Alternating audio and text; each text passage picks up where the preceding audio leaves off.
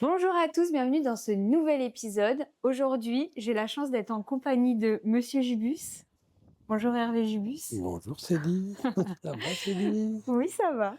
Alors, pour ceux qui ne savent pas, Hervé Jubus, c'est aussi mon papa. Et Célie, c'est ma fille. Merci de le préciser, papa. Donc aujourd'hui, on se retrouve pour un thème où on va parler quasiment que de marketing. Le thème d'aujourd'hui, ça va être du terrain au digital, 30 ans d'évolution et les mêmes règles pour réussir. Parce que du coup, mon papa, on va te laisser te présenter et nous dire ce que tu fais.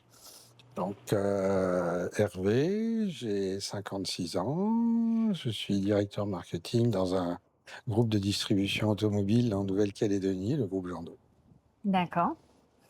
Tu as toujours été dans le milieu automobile, tu as toujours été dans le marketing. Est-ce que tu peux nous dire un petit peu comment a débuté ta carrière? C'est un profil de carrière un peu atypique puisque au départ, sans savoir réellement vers quoi je pouvais me destiner, j'ai commencé par devenir apprenti footballeur professionnel. D'accord. Et puis au gré des évolutions sportives et des clubs que j'ai pu fréquenter, j'ai d'abord commencé par de la comptabilité et puis après j'ai eu l'opportunité d'aller dans un club où on m'a proposé de rentrer dans une concession automobile, D'accord. de rentrer dans un poste qui était responsable laboratoire commercial, D'accord. dont j'avais aucune idée de ce que ça pouvait être, si ce n'est que la finalité, c'était déjà une notion d'un mot qui était encore peu utilisé, qui était le marketing, mais qui en fait correspondait déjà à la gestion d'une base de données clients et l'organisation du travail des équipes commerciales par rapport à cette exploitation du fichier client. D'accord. Du coup, quelles étaient tes premières tâches? C'est quoi? Laboratoire?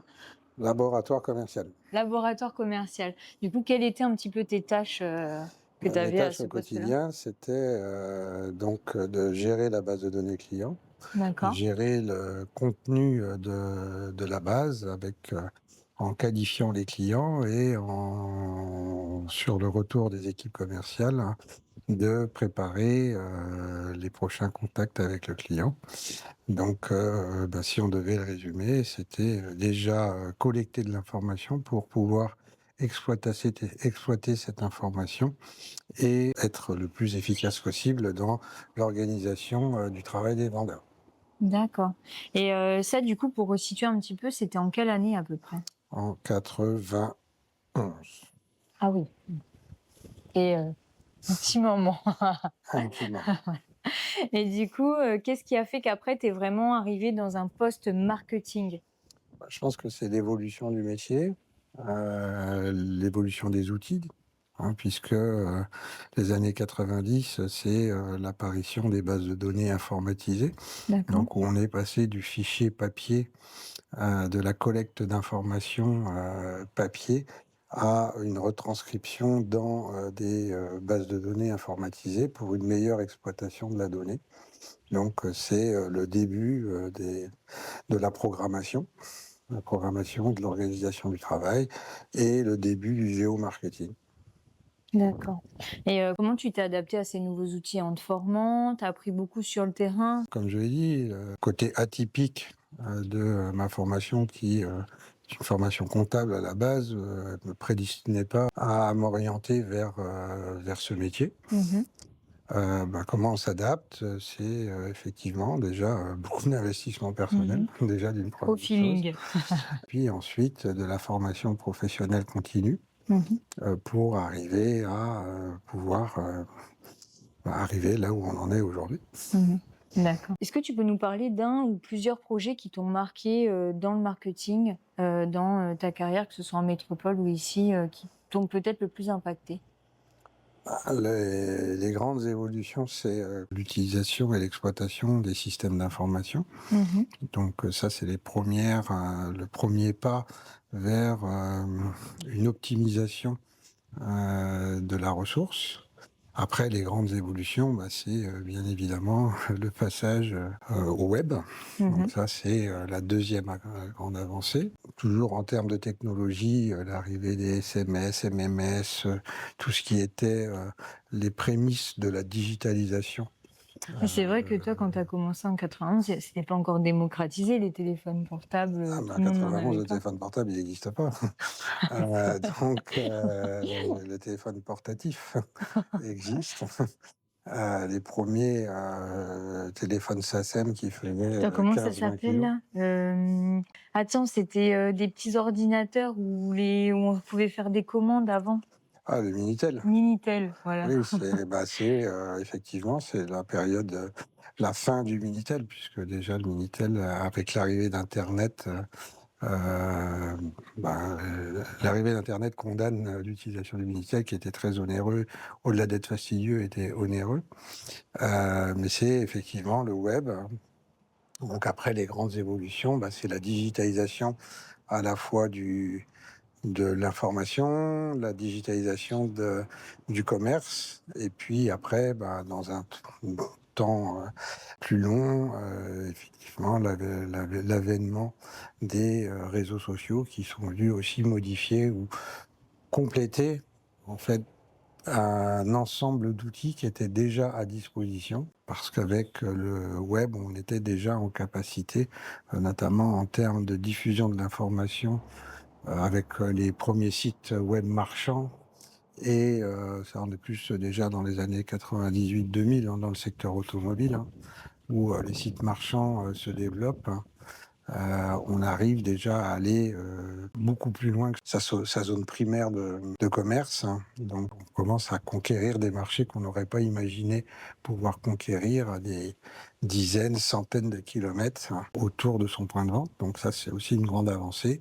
Et puis après, il y a la phase de ce qu'on appelle les réseaux sociaux, qui complètent finalement un arsenal qui existait déjà Mmh. et qui fait qu'aujourd'hui, on est sur du multicanal avec une relation client qui a beaucoup évolué. On part d'une gestion de base de données où là, on a une connaissance du prospect et du client, alors qu'aujourd'hui, on est dans une phase où connaissance client tend peut-être à se perdre si on ne se donne pas les moyens d'avoir des bases de données clients qualifiées, et vers une impersonnalisation en fait de la relation. Bon, là, on ne parle pas de relation client, on va parler de relation de prospect ou de suspect avec qui on communique de façon virtuelle sans quelquefois savoir avec qui on peut être en relation. Mmh. Complètement. Mais là, c'est bien que tu parles, des réseaux sociaux parce que c'est un peu, le thème du podcast. Je sais que souvent on a abordé ce sujet-là, c'est que depuis les réseaux sociaux, beaucoup d'entreprises maintenant vont se concentrer uniquement sur les réseaux sociaux, mais on sait très bien qu'il y a pas que les réseaux sociaux en termes de marketing. Quel est ton point de vue, toi, par rapport à ça? Je pense qu'aujourd'hui, le terme, il est galvaudé, puisqu'aujourd'hui, on devrait, en termes de marketing, on voit bien qu'il est de plus en plus difficile de constituer des bases de données qualifiées. C'est-à-dire qu'on a des followers, on a des abonnés, sans réellement avoir d'interaction réelle avec le potentiel de clients.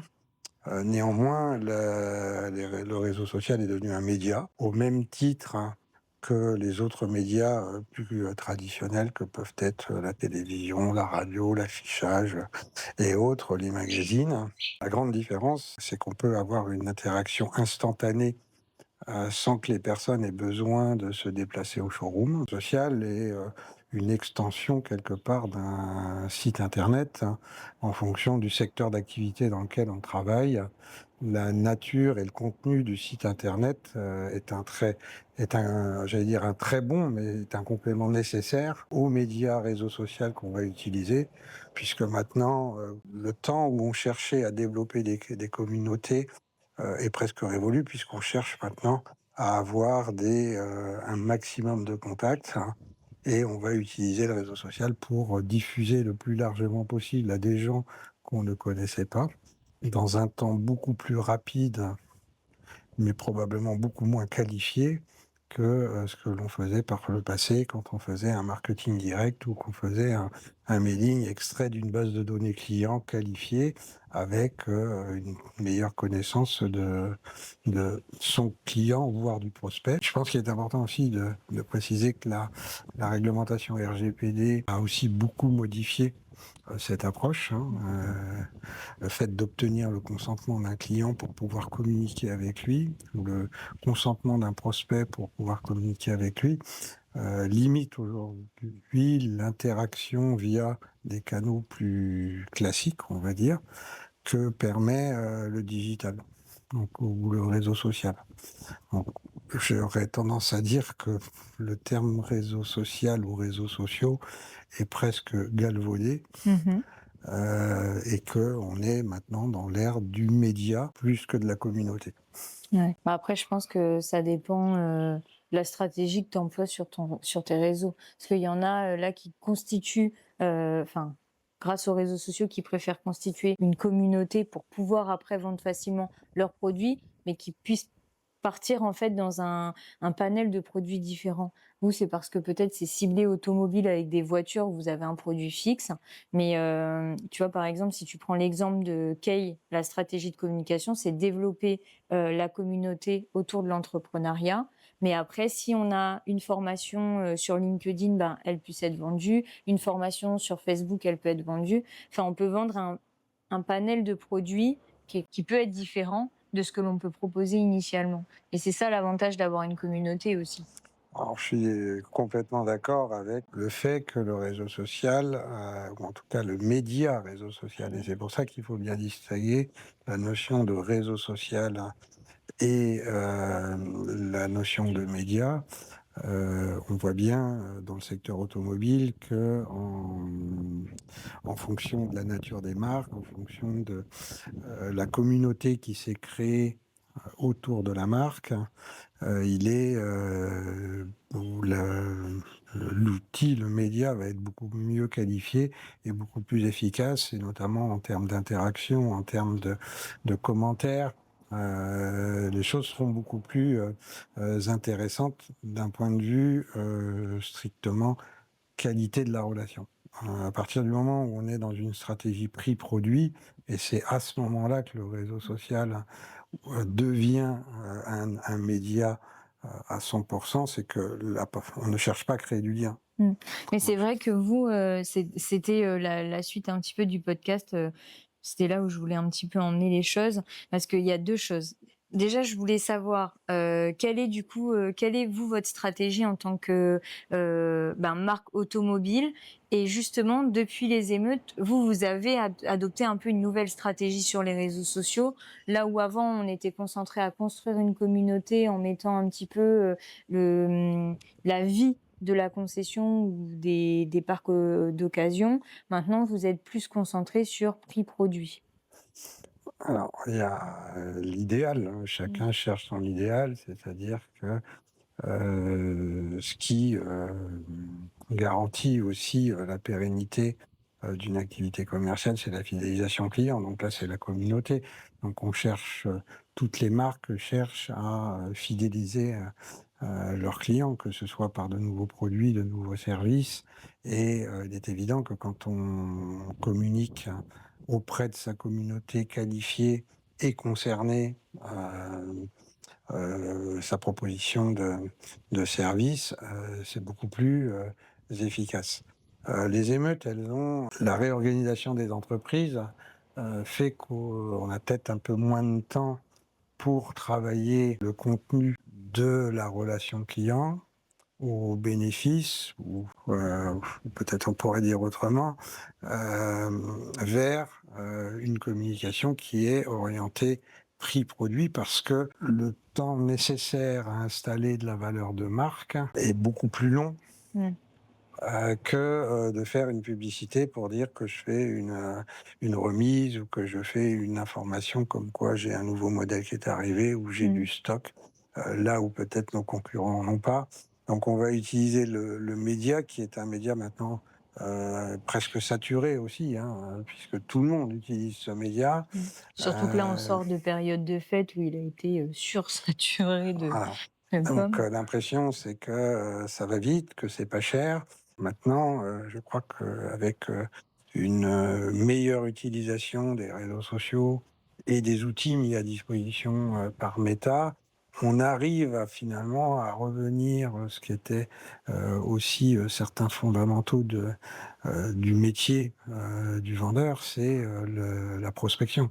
Mmh. C'est-à-dire que la collecte, d'informations via, maintenant, les réseaux, que ce soit, sur, Facebook, que ce soit, en publicité sur Google Ads, est nécessaire pour pouvoir exploiter, cette, ressource d'information, cette ressource de contact pour aller prospecter. Mmh. On le voit entre les équipes commerciales qui savent optimiser les contacts qui leur sont mis à disposition, que ce soit dans le domaine de la vente, de la prévente ou de la pièce détachée. On voit bien que les résultats sont beaucoup plus probants. Finalement, presque, on revient à la base du métier de commercial qui est, je ne suis pas dans une situation d'attente. Ouais, d'être au showroom, d'attendre que Voilà, le client rentre. ce qu'on appelle, le commerce de destination. On voit bien qu'on évolue, vers un commerce où, il faut aller chercher les gens et que ce soit par un site web, de qualité ou des réseaux, avec un contenu adapté et une approche adaptée, on arrive à combiner, la réception des clients et la prospection des clients. Tu sais, hier, j'ai écouté un podcast de Caroline Mignot et c'est un monsieur là, il vend des clims en France. Donc il a son site internet de développer et cetera et en fait là, il a placé un agent IA sur, ses réseaux sociaux, sur son site internet et cetera pour répondre à ses clients directement et en fait, il a fait 100 000 € je crois, de plus de chiffre d'affaires sur la période de canicule, parce qu'il faisait des ventes entre 23h et 4h du matin. Parce que du coup, les gens, ils lui posaient des questions, quel type de clim par rapport à telle pièce, etc. Et du coup, il validait des paniers à 2 500 €. C'est le vendeur invisible, hein. Mm. C'est-à-dire que l'intelligence artificielle qui est encore aux prémices à notre niveau, tout le monde a bien compris qu'il était nécessaire et on parlait des émeutes et des conséquences des émeutes et de la réorganisation et l'adaptation des entreprises. On voit bien qu'il y a des tâches qui ont une valeur a priori moins importante, mais que ces tâches-là deviennent essentielles dans le recrutement, dans la capacité à conserver un client dans un fil de discussion. Et on observe que l'IA, notamment, mais il y a d'autres solutions, hein. Il y a des solutions de délestage d'un standard téléphonique. On n'est pas obligé d'avoir de l'IA partout. Mm. Et je pense qu'on a Moi, je pense intérêt à conserver que de ouais, l'humain. c'est ce que j'allais dire. Parce que Euh, lui, justement, dans ce podcast-là, il parlait qu'ils ont mis en place en fait des chatbots téléphoniques qui répondent au téléphone. Mais je pense que ça, c'est la limite à ne pas franchir. C'est le chatbot, il est utile jusqu'à un certain niveau. Ça dépend de ce que l'on souhaite. Si c'est prendre un rendez-vous, il n'y a pas besoin si c'est pour prendre un rendez-vous non qualifié, une intelligence artificielle se suffit et même est Mm. nécessaire pour optimiser le travail à valeur ajoutée de Ouais, chacun c'est d'entre nous. sûr. Mais bon, quand t'as vu, quand tu appelles pour prendre un rendez-vous, quand tu fais une démarche d'acheter quelque chose, surtout si c'est une voiture ou que c'est quelque chose un peu d'onéreux, t'aimes bien quand même avoir quelqu'un en face de toi, qui Oui, te mais répond. c'est pour ça que je précise que c'est des appels, hein, la gestion d'appels téléphoniques ou la gestion de contacts sur Internet. Prenons l'exemple d'un site Internet qui propose des produits, les prix sont sur le site Internet et la personne, elle envoie un message pour demander quel est le prix de la voiture. Ah, ça, en plus, ça arrive tous les jours. Voilà, ça arrive tous les jours. Ou une publicité et les gens, c'est l'essence même de la publicité et les gens redemandent le prix. Si c'est que cette information, la valeur Oui, ajoutée, c'est vrai. elle est pas nulle. La valeur ajoutée, elle est intéressante quand la personne, elle va engager une avancée dans la démarche Oui, commerciale. oui, je suis d'accord avec toi. Mais sinon, dans l'absolu, si c'est pour donner des horaires d'ouverture, Mmh. Oui, je suis d'accord avec toi. une intelligence artificielle va suffire. Par contre, si c'est pour donner les heures d'ouverture et engager une démarche commerciale pour éventuellement proposer un rendez-vous, pour proposer enfin, faire la première découverte, la première étape de la découverte client, bien évident que peut-être l'humain sera mieux dans certaines circonstances. Mais une fois de plus, il y a des choses qui maintenant peuvent être automatisées et qui peuvent permettre de gagner du temps et de se consacrer à d'autres tâches et notamment à accorder beaucoup plus d'attention à la compréhension du besoin et aller plus vite après dans les prochaines étapes de la vente. Mmh. Et là, tu trouves pas que justement, on revient quand même à de plus en plus de marketing de terrain après avoir fait, ce gros boom digital? Là, j'ai quand même l'impression que le marketing de terrain où on va aller, chercher les clients, leur proposer, les produits ou leur faire, vivre une expérience client a 2 fois plus de valeur, et un taux de concrétisation plus intéressant, que, une grande communauté sur les réseaux sociaux. Le qualitatif se prévaudra toujours sur le quantitatif. Nous, on a des pages Facebook, on a de très grandes communautés et finalement les publications en dizaines de milliers d'abonnés ou de followers et les interactions sur les publications, elles sont de l'ordre de 2-3 par publication. Mmh. Donc il est bien évident que cette communauté, soit on n'arrive pas à communiquer de façon pertinente avec cette communauté, c'est-à-dire qu'on Mmh. ne répond pas à l'attente des gens qui ont accepté de nous suivre. Après, il faut peut-être revenir un petit peu en arrière Mmh. et de se dire comment j'ai acquis ma communauté. Ah ça, on en a déjà souvent longuement parlé, mais c'est vrai que Euh, c'est les jeux souvent qui font défaut. Voilà, mais la quantité fait pas la qualité. Mmh. Maintenant, comme je l'exprimais, effectivement, ce qu'on va rechercher maintenant, c'est du contact qualifié pour pouvoir engager une relation. Heu, je Il y a la place pour, la digitalisation, pour les réseaux sociaux, pour, le marketing de terrain.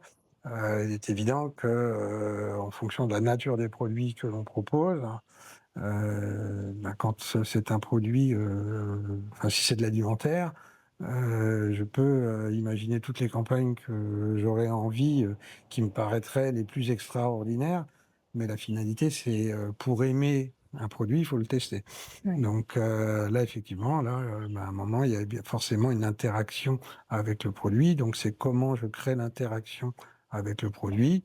Est-ce que c'est en allant à la rencontre des gens? Est-ce que c'est en étant suffisamment convaincant pour qu'ils viennent, découvrir le produit sur site? Je L'un ne va pas sans l'autre. Ce qui est essentiel, c'est que, quelle que soit l'action et la façon dont on la mène, c'est qu'on crée de la valeur pour le produit, de la valeur pour la marque ou la valeur pour l'offre. Quelquefois, les gens sont pas forcément, sont indécis ou n'ont pas forcément de conviction sur un produit et l'offre va être déterminante, particulièrement quand dans un contexte économique, moins favorable. Justement, est-ce que tu peux nous parler un petit peu de la stratégie que tu as mis en place, tout de suite après les émeutes quand tout a repris en termes de communication, puis après l'évolution de la stratégie jusqu'à aujourd'hui? Je dirais que fondamentalement, on n'a pas beaucoup, fait évoluer les choses. Les émeutes, c'est un on parle d'émeutes, on parle d'événements, il faut se resituer quel était le contexte. Mmh.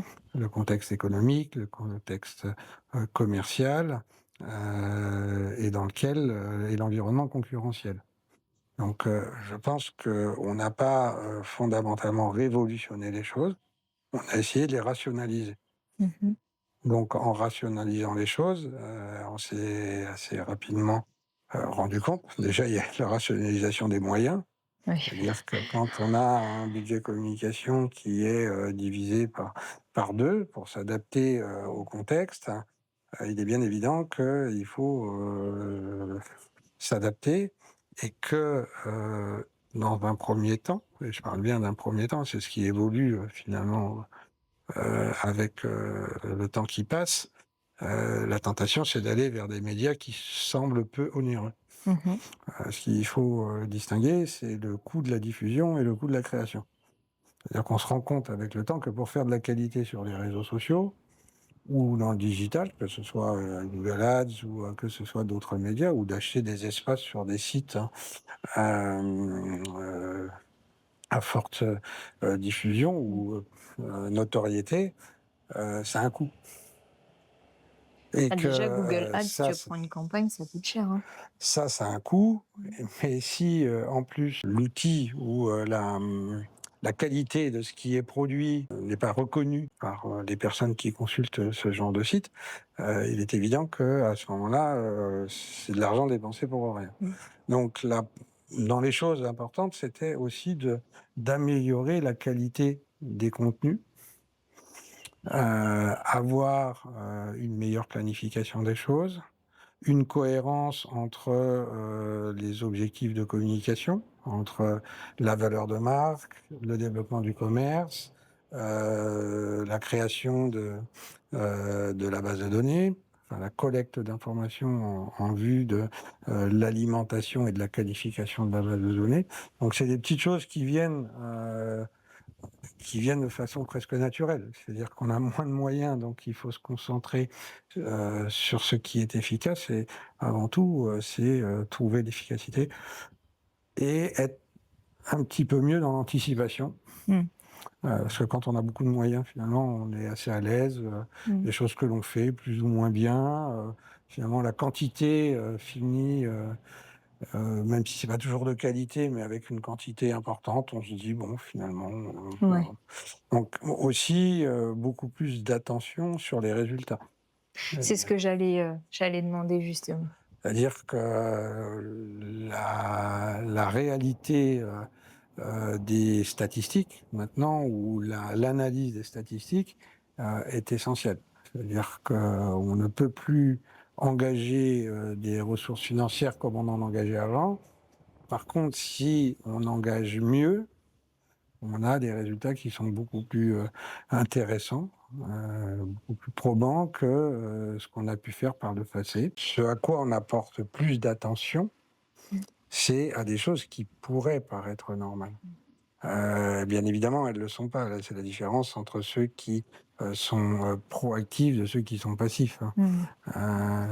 L'ajustement. On est maintenant, je dirais, que la maîtrise de ces outils ou de ces médias, on l'avait déjà avant les événements. Donc maintenant, c'est beaucoup plus une adaptation au contexte. Et ce qui va changer principalement, c'est qu'on est vraiment beaucoup plus vers du promotionnel. Alors que on aimerait aussi créer beaucoup plus de contenu, et je l'ai déjà dit une ou deux fois dans l'échange, c'est comment on crée de la valeur de marque. Et Est-ce que tu peux nous donner une définition de la valeur de marque pour les personnes qui commencent dans le marketing?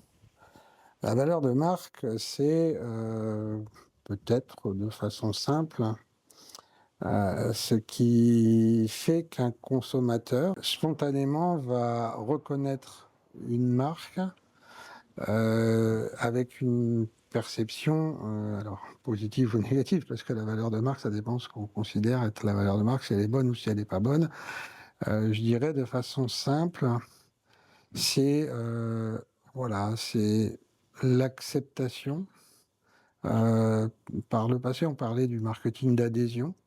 C'est comment, au travers de ce que je montre, les gens se reconnaissent et reconnaissent une marque ou un produit proche de leurs valeurs, proche de leurs attentes, qu'elles soient dans l'utilisation courante, que ce soit dans la technologie. C'est l'acceptation du prix. C'est-à-dire que Ouais, tu trouves pourquoi pas que j'accepte un prix plutôt que d'aller vers la consommation basique prix-produit. C'est difficile à exprimer, je crois que à exprimer simplement. Voilà, c'est pourquoi j'ai envie d'acheter cette marque. Pourquoi je m'identifie à elle,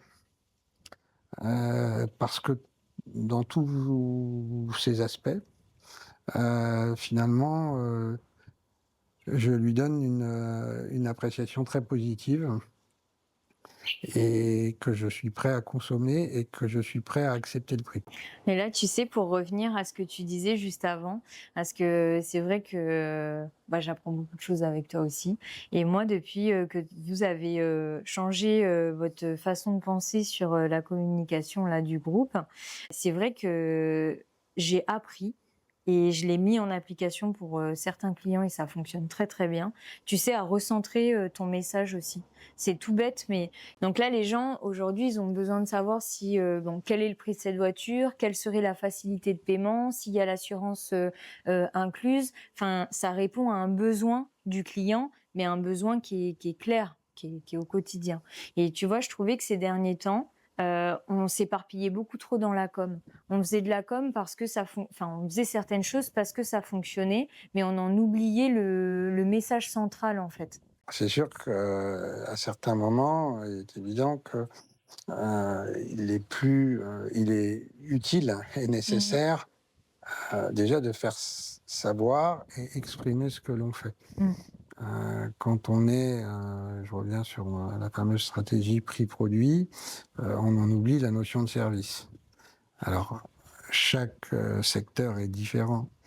Dans une période où les gens sont attentifs au côté économique des choses, et là on en revient à la valeur de la marque, à la valeur du service, euh, en présentant mieux, en expliquant mieux, en prouvant mieux ce que l'on fait, il est évident que les gens ont plutôt tendance à aller vers des entreprises ou des magasins envers qui ils ont confiance. Mmh. Euh, ce temps est nécessaire. On a souvent tendance dans les entreprises à parler d'évidence. Ah oui, mais c'est évident, ils le savent. Ouais, mais pas pour Non. tout le monde, hein. Voilà. Le meilleur exemple, c'est la localisation. Ouais. Après, quand tu vois qu'il y a des gens, ils demandent: «Où se situe le parking Birakeim?» Oui, ou mais «Où se situe Renault?» quand bon, même. alors ça, c'est justement une mauvaise interprétation Mmh. des choses. Est-ce que les gens de Kumak, Oui, c'est par vrai. exemple, Ouais, oui, c'est vrai. c'est évident pour quelqu'un qui habite Kumak et qui vient à Nouméa et qui ne va jamais dans la zone des concessionnaires Mmh. automobiles, parce que sa voiture, il l'a pas achetée sur Nouméa, il l'a achetée à Kumak et qu'il n'a aucune raison d'aller chez un concessionnaire automobile à Nouméa. Est-ce quel est l'intérêt pour lui de savoir où se trouve une concession par rapport à une autre? Mmh. Aucune. Oui, c'est vrai, tu as raison. Aucune Mmh. raison de chercher à savoir où est la concession. Et je pense que c'est justement une fausse bonne idée. Et là, on parle, tout à l'heure, je parlais qu'il était parfois utile de rappeler les évidences, que ce soit le lieu, que ce soit le service, que ce soit la pluralité des services, qu'il est important de compléter sa communication par aussi ce type De d'information. publication. Mmh. Je ne veux pas dire que Mmh. tous les jours, mais toutes les semaines, on a des gens qui nous demandent mais vous êtes où? On en revient à ce côté instantané de la communication digitale, la communication éphémère. Si je donne à la livraison d'un Mmh. véhicule un fascicule qui explique mes services, qui explique les horaires, qui explique les différents, le réseau, où est-ce que le client il peut se rendre dans le réseau sur l'ensemble de la Calédonie, il a quelque chose de matériel. Est-ce Mmh. que c'est encore utilisé? Est-ce que c'est pas utilisé? On peut toujours se poser la question. Mais c'est pas parce que j'aurais fait une publication Facebook qui sera passée 2 fois sur sa page dans son fil d'actualité parmi la dizaine des publications Facebook Mmh. qui va se souvenir où était située la concession Mmh. ou quels étaient les services proposés. Et puis même, où est-ce que vos autres centres sont situés, sur toute la Nouvelle-Calédonie? Donc, Mmh. je pense qu'il ne faut pas opposer les outils. Le meilleur ambassadeur d'une entreprise reste quand même l'humain. Mmh. Qui sert à promouvoir l'ensemble des services et des produits de l'entreprise et qu'on est accompagné par un ensemble de moyens de communication avec des campagnes de communication qui ont différentes natures. Des fois, on va chercher à faire du recrutement client, on va chercher à fidéliser nos clients, à remercier nos clients et c'est l'ensemble de ces stratégies de communication, ou en tout cas c'est la complémentarité des axes de cette stratégie de communication qui va faire en sorte et qui va nous permettre de développer notre activité. Donc si on revient sur le sujet de départ qui est la transition entre le terrain et le digital, je pense qu'on a un environnement, la Nouvelle-Calédonie, qui est différent de beaucoup de territoires. Là, déjà, il y a une singularité en Calédonie, c'est que nous sommes une île. Oui, c'est ça. C'est On est que nous, 250 000. voilà, et enfin 265 000 Ouais, maintenant. 265 000. Que dans la distribution automobile, parce qu'il ne faudrait pas résumer le commerce à la distribution automobile. La distribution automobile, c'est un secteur bien particulier, mais si on devait juste rester sur la distribution automobile, la particularité, c'est que nous travaillons sur un territoire fermé, avec un potentiel de développement extérieur qui est nul ou quasi nul, ce qui fait que tous les efforts de communication qu'on pourrait faire avec des velléités de s'internationaliser, ça serait du non-sens. Donc on est en nécessité d'avoir une communication de proximité, et les réseaux sociaux et le digital ne sont pas les seuls moyens de rencontrer les gens. Et on voit bien qu'il y a un attachement à la relation humaine, et c'est comment je facilite ma relation avec mes clients, mes prospects, comment je recrute, comment je présente ce que je fais et comment je nourris cette relation dans le temps. Il y a une chose essentielle, c'est la capacité à faire que chaque moment où je suis en relation avec un individu, il y a une expression, c'est comment je fais avancer ma vente. Mais comment je fais avancer ma vente, c'est finalement simplement que déjà, j'ai pas encore vendu. Mais c'est ma finalité, mon objectif, c'est de vendre, et c'est comment, à chaque moment où j'ai la possibilité d'être en interaction avec un prospect, c'est comment je le passe de prospect à suspect, et comment de suspect je le passe à client.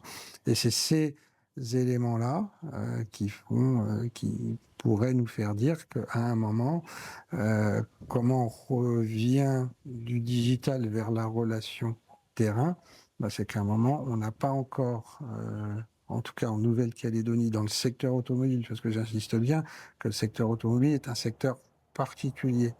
Et l'achat d'une voiture est encore un département particulier de la vie d'une concession.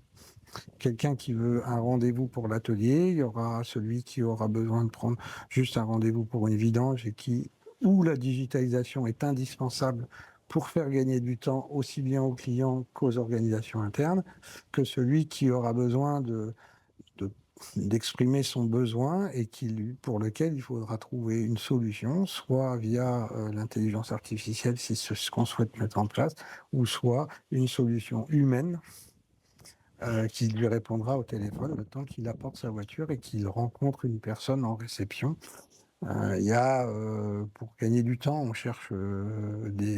a travaillé sur des solutions, qui se font à l'international où le client, qui vient, pour un rendez-vous à l'atelier le matin, il dépose sa clé dans une boîte et puis, il récupère sa voiture le soir dans la même boîte avec, sa facture et puis, un prélèvement sur son compte où il y a plus d'interaction humaine. Ouais. Voilà, Mais là, tu vois, pour revenir à la communication dans les îles, je pense que peut-être que c'est approprié dans des grandes agglomérations, mais dans des petites îles comme la nôtre, je pense qu'il faut quand même garder ce côté humain. Les gens aiment trop le contact. le digital n'exclut pas la relation humaine. Mm. Le Non, mais je parle digital, de déposer la clé dans la boîte, ah tu vois, oui, dans l'atelier. sur ce genre de choses, Mm. euh, je pense qu'il faut s'adapter, tout Mm. simplement. C'est qu'il y a peut-être un pourcentage de clients qui est minime, qui est en attente de ce type de service. Le tout est de savoir, c'est est-ce que l'investissement financier que je vais faire, c'est pour quel gain? Oui, c'est ça. Mm. C'est de mettre des choses en place qui sont adaptées. On parlait de besoins clients, on va parler aussi d'attentes clients Mm. ou d'attentes prospects, tout simplement. Mais tu vas aller répondre à une niche de clients en communiquant pour cette niche-là, et ça va attirer ces clients qui sont intéressés par. Voilà, ça peut. Hier, j'ai discuté avec une personne, on parlait de services de conciergerie. Est-ce que c'est utile de mettre en place un service de conciergerie dans les ateliers des concessions automobiles? Bien sûr que sur le papier, c'est quelque chose je viens chercher la voiture chez le client, je lui ramène la voiture chez lui. On peut imaginer que c'est des choses qui sont finalement l'idéal. Mm. Je J'ai un me dé- client qui a mis ça en place pour son garage et Hmm, ça a bien fonctionné. Parce que ouais, il venait récupérer la voiture au travail le matin, il a ramené avant que la cliente elle finisse, hmm, tranquille. ouais. Après, c'est une question de moyens. C'est une question de moyens, de quantité, Ouais. de retour sur investissement. Bien évidemment, c'est pour ça que j'ai illustré notre discussion par cet exemple-là. Plus on augmente la qualité de service, le client, on peut considérer qu'il soit satisfait. Après, il faut qu'il ait l'acceptation du prix. Et là, on revient sous une autre forme à la création de valeur. Finalement, là, on a créé la valeur du service et le client, il est prêt à accepter d'avoir un surcoût sur sa prestation parce que à ce moment-là, on a répondu à son besoin Ouais. ou à ses envies, Mm. qui n'était peut-être pas un besoin et c'est justement parce que le On a créé service, un besoin. éventuellement. Et là, si on prend de la communication, là, si on prend la communication un petit peu plus large, quels seraient tes conseils que tu donnerais à un entrepreneur qui lance justement la commercialisation d'un produit quel qu'il soit? Quelles seraient les données ou les choses à prendre en compte importantes selon toi pour qu'il effectue un bon lancement ou qu'il mette en place une bonne stratégie? Je pense qu'il faut revenir sur les fondamentaux. Les fondamentaux, avant de lancer une stratégie de communication, et déjà la stratégie euh, produit-prix. Et je fais bien la distinction entre produit-prix, c'est-à-dire que est-ce que l'offre de service ou le produit que je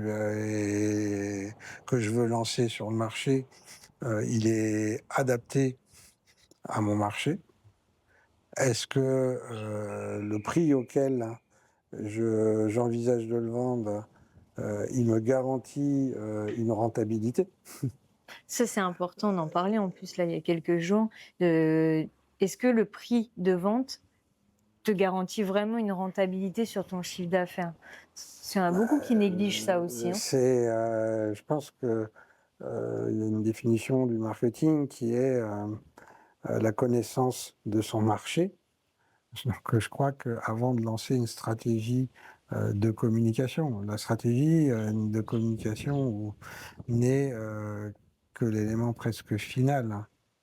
Mm. Si j'ai pas un business plan ou un business model dont je peux faire le meilleur business plan et le meilleur business model, hein, que je veux, si je ne le repositionne pas dans l'environnement dans lequel je navigue, il y a des chances que ça réussisse, mais il y a aussi des chances que ça ne réussisse pas. Je pense que après, on fait parfois l'amalgame aussi entre une stratégie marketing et une stratégie de communication. Oui, Ce que je dis souvent, c'est que la communication n'est qu'un élément du marketing. Donc, je laisserai le soin aux gens de revoir la différence entre le marketing et la communication. Mais à partir du moment où on commence à réfléchir à comment je vais communiquer sans savoir ce que je vais dire, hein, sans savoir ce que mes concurrents font, là où je me situe, quelle est la cible, hein, que je vise, et puis il y a certainement d'autres critères. Le risque, c'est de se planter, tout simplement. C'est que il suffit pas de faire une communication sur un média quel qu'il soit pour s'assurer du résultat. Il y a toute une étape préalable qui est nécessaire et souvent qui est négligée par les entreprises. Tu sais, là, je le vois beaucoup dans les accompagnements que je fais. C'est pour ça que j'ai réadapté mon offre. C'est qu'avant, en fait, dans les accompagnements en communication que je faisais, généralement, les gens venaient, mais ils n'avaient pas d'offre. Donc maintenant, dans les accompagnements sur la stratégie de com ou sur la com des clients, eh ben, il y a toujours ces premières 2 à 3 heures de travail où on va venir travailler l'offre. Parce qu'en fait, on ne peut pas commencer à travailler vu qu'on n'a pas d'offre. Et là, on va venir voilà, faire une analyse un petit peu des concurrents, bien que moi, j'aime survoler une fois les concurrents. Et après, j'aime qu'on se concentre uniquement sur l'offre. Mais c'est différent parce que nous, c'est individuel. Tu vois, moi, mes clients, ils ont leur entreprise, mais c'est individuel en général. Tout dépend de ce que l'on propose, hein. Et tout dépend de ce que l'on cherche à commercialiser. Si c'est du service, si c'est de l'accompagnement, si c'est un produit, si c'est... enfin, il y a plein de choses commercialisables et bien évidemment qu'on n'aura pas la même approche en fonction de ce que l'on cherche à vendre. Le secteur automobile lui-même, quand on vend des voitures, quand on vend de la maintenance, quand on vend de la pièce détachée ou quand on vend du service comme une location longue durée ou un contrat d'entretien ou d'autres services que l'on peut proposer, on n'aura bien évidemment pas le temps de l'analyse sera pas le même et les motivations de l'analyse ne seront pas les mêmes. On peut très bien analyser l'offre en termes de services, en termes de prix, mais on va aussi analyser les médias utilisés par le concurrent. Il y a beaucoup de choses qui peuvent être analysées, mais ce qu'il faut, c'est aller à l'essentiel. C'est-à-dire, on ne fait pas des analyses pour faire des analyses. Simplement, il y a un moment, il y a du réalisme à avoir, et quelquefois, on manque de réalisme. On a une problématique, et la problématique, on essaye de la solutionner par rapport déjà à ses propres expériences. Sauf que nos expériences ne sont pas le reflet, ou en tout cas pas 100% du reflet Nos clients du potentiels. potentiel client. Et c'est le risque, c'est de ramener à soi, par rapport à ses propres convictions, c'est le principe du j'aime pas. Sauf que la question, elle n'est pas de savoir si j'aime ou j'aime pas. La question, elle est de savoir qu'est-ce qui va Tu est-ce sais, que ça, les c'est ce autres, que je ils dis. aiment. C'est ça. Mais tu sais, ça, Et c'est c'est ce que je dis comment tout j'arrive le à temps à mes définir. clients. C'est arrêter le contenu égoïste. Tu vois, j'ai envie de publier ça parce que j'ai vu que telle personne faisait ça, j'ai envie de le mettre chez moi. Ah oui, mais ça c'est pas parce que ça marche chez les autres qui vendent un produit qui est complètement différent du tien que chez toi ça va fonctionner. Il faut arrêter le contenu égoïste et faire plutôt en fonction de ce que tes clients recherchent. C'est, comment, j'adapte ma communication à ma cible, et on va l'adapter par des comportements différents, par Mmh. des outils et des médias différents et Mmh. parfois des contenus différents pour un résultat identique. Ouais. Et si on en revient au tout début de la discussion, ce qui ne sera pas vrai pour une entreprise qui se lance puisqu'elle n'a pas de portefeuille client, elle n'a pas d'historique client, c'est, la connaissance de mon client, ma Mmh. connaissance de mon marché qui me permettra d'adapter au mieux ma communication, que ce soit dans le message ou dans le média utilisé. Mmh. Bah, ça, en plus, c'est très fréquent aussi, hein. Il y a beaucoup de personnes qui communiquent, donc voilà, ils se disent, «Bon, bah, je vais aller, sur TikTok», par exemple, parce que c'est un média qui est à la mode, mais la son persona correspond à une tranche d'âge de 45 ans à 65 ans et plus, et il comprend pas pourquoi ils vont pas sur TikTok. Tout simplement parce qu'il est sur un média qui est pas du tout adapté, en fait, à son audience. Mais parce qu'il a envie d'être sur TikTok et parce qu'il estime que c'est le dernier média qui est tendance, enfin un dernier réseau qui est tendance, et ben du coup il va directement mettre beaucoup d'énergie dedans, mais pour très peu de résultats vu que finalement son audience n'est pas située dessus. Je faisais référence au Mmh. coût de production. TikTok est un média qui coûte. Ouais, Il y a le temps, il y a le coût, financier, mais il y a le coût, immatériel qui est le temps passé. c'est ce que j'allais dire. Ah parce que quand tu vois le temps à Heu, tourner, monter, valider. voilà Mmh. et qu'au final, pour une vidéo, qui aura eu un certain nombre de statistiques positives en termes de vues, mais qui aura pas généré de chiffre d'affaires. Alors, Mmh. au mieux, ça aura créé une valeur de sympathie ou augmenté la valeur de sympathie de l'enseigne ou du produit. Mais globalement, on en parlait nous hier encore avec l'équipe, hein, le temps nécessaire pour produire, un contenu de qualité adapté à sa cible, c'est très, très chronophage et si c'est chronophage, c'est coûteux Mmh. financièrement. Alors, je sais pas si on va le laisser dans le podcast, si tu vas me laisser le mettre ou pas, mais avec Steve, on avait trouvé la solution. Faire des ronds devant le parking automobile, on avait fait 89 000 vues. Oui, 2 après, minutes, mort de rire, les gens avaient liké. Il y avait que toi ouais, qui m'avais disputé, hein. je pense que le personnage, hein, Mmh. par lui-même, captait déjà une communauté. Heu, pour autant, est-ce que ça se traduit, naturellement ou immédiatement en Mmh. performance commerciale? Alors je ne sais Ça, pas, mais en tout cas, on a développé la visibilité. voilà, bon, on est content. On est content, on n'a pas vendu, mais on a Mais fait on des sait ronds. pas qui Oui, c'est qui t'a dit qu'ils ont pas été voir Steve après pour acheter une voiture? Tu sais pas? c'est pour ça que j'ai dit, je ne sais pas ce que ça a donné en termes de résultat commercial, mais on a fait des vues. Voilà, on a fait 89 000 vues. Voilà, Mmh. Si on fait une moyenne de toutes bravo. les vues, de TikTok, on est pas mal, nous. Alors, Mmh. félicitations. Merci. Pour autant, on va essayer de faire des ronds et on verra, à la fin de l'année Bah, si ça on m'a quand a même valu un WhatsApp. Tu voilà, m'enlèves ça tout de suite voilà, des réseaux sociaux. voilà. Après, tu m'avais quand même laissé la garder parce qu'elle est toujours sur le TikTok du groupe. C'est juste Facebook où là, on a commencé à avoir quelques commentaires négatifs quand même. Voilà. Donc, on a retiré de Facebook, mais on a laissé TikTok. Ça Voilà. marche bien, ce TikTok. Donc, vive les vues sur TikTok et peut-être on fera du business après.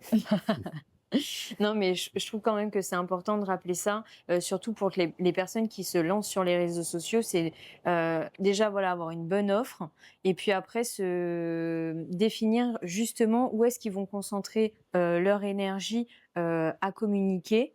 Parce qu'on sait aussi que quand tu es en période de lancement, ça rejoint un peu ce que tu disais tout à l'heure après les émeutes, tu as beaucoup moins de temps à accorder à ta communication et tu as pas forcément de budget au début.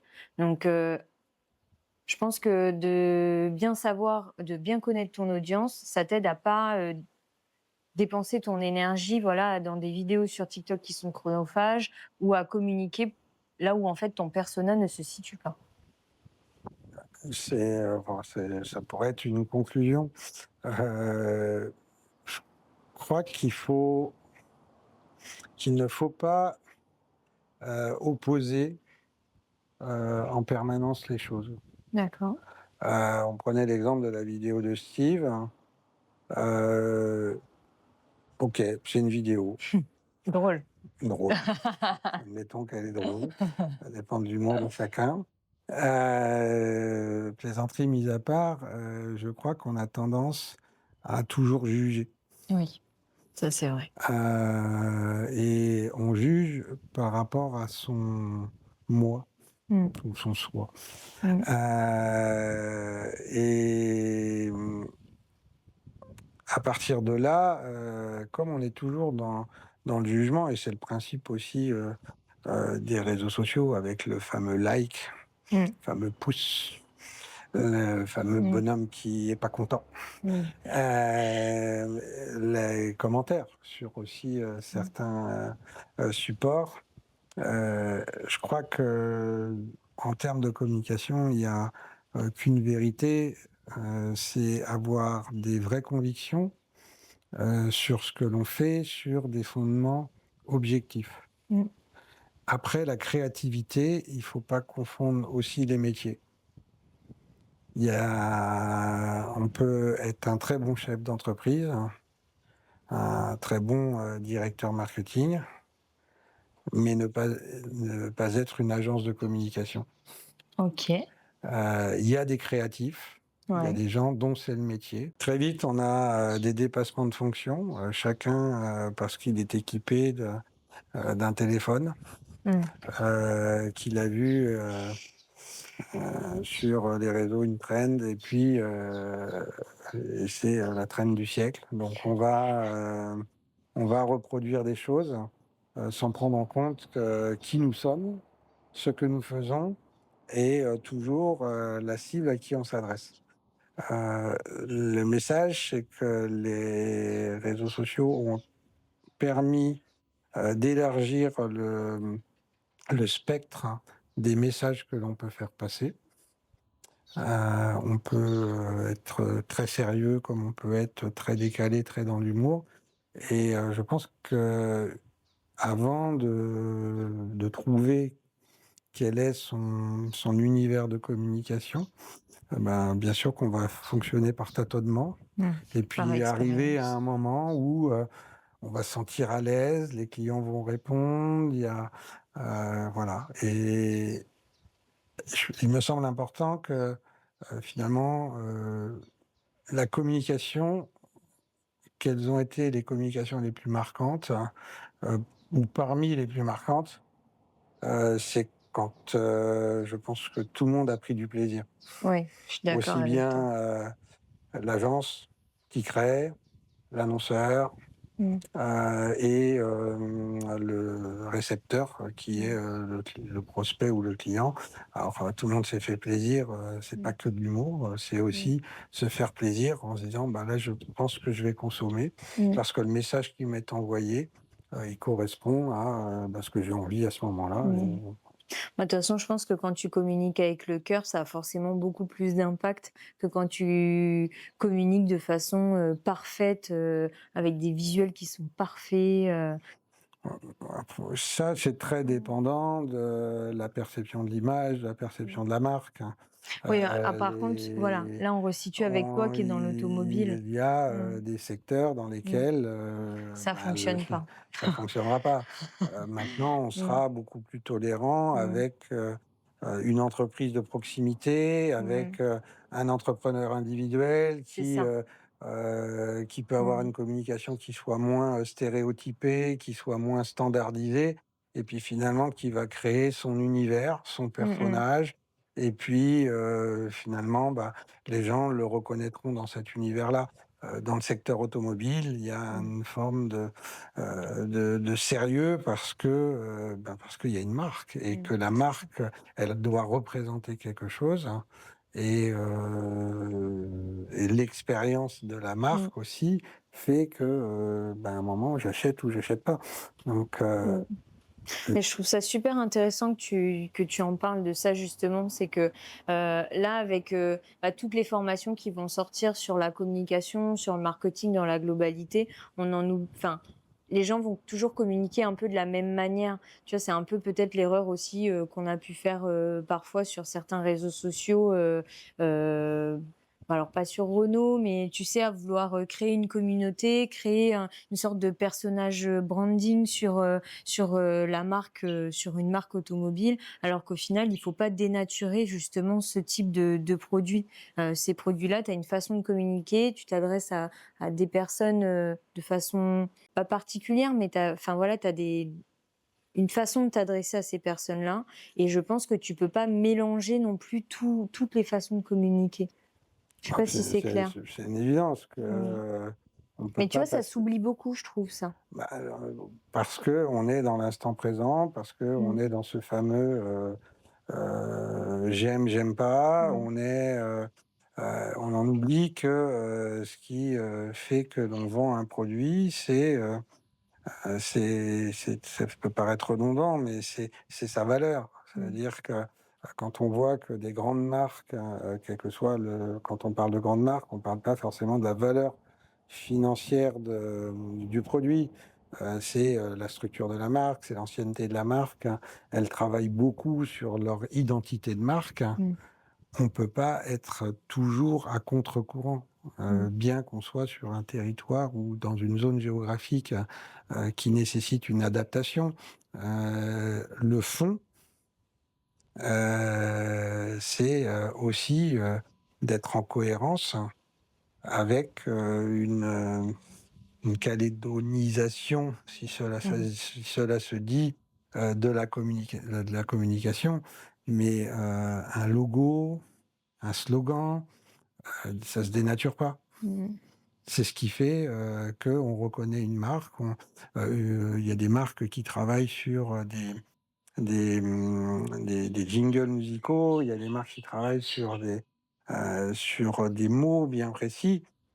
C'est aussi parce que ils veulent qu'on les reconnaisse et qu'à un moment, bah, effectivement, la langue, l'accent va faire que voilà, on va le resituer dans le contexte local. Mais ça reste dans la stratégie de la marque et l'enjeu pour des grandes enseignes, hein, qui sera très différent l'enjeu d'une entreprise unipersonnelle de service, c'est de savoir être en cohérence et mettre en cohérence la stratégie de la marque et l'adaptation locale.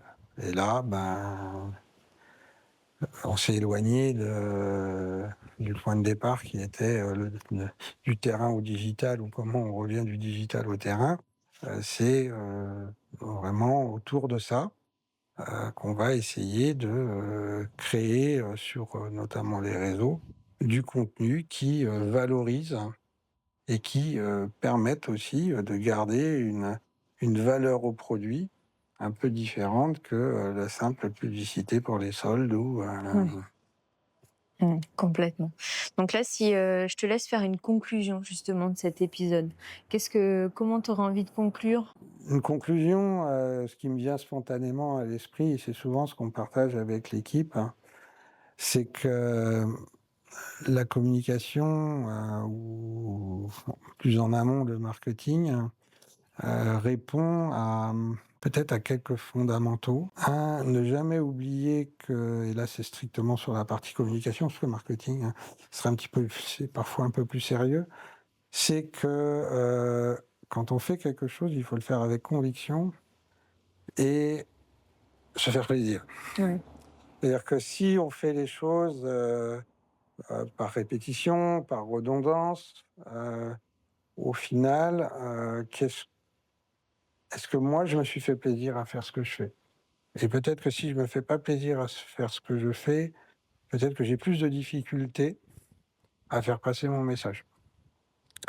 Un autre point, on a parlé à un moment, c'est que le marketing et la communication ne sont pas des effets de mode et que mieux on anticipe, Et pour mieux anticiper, c'est mieux maîtriser ses produits, ses prix, c'est avoir une meilleure connaissance de ses marchés et en amont, avoir une vision.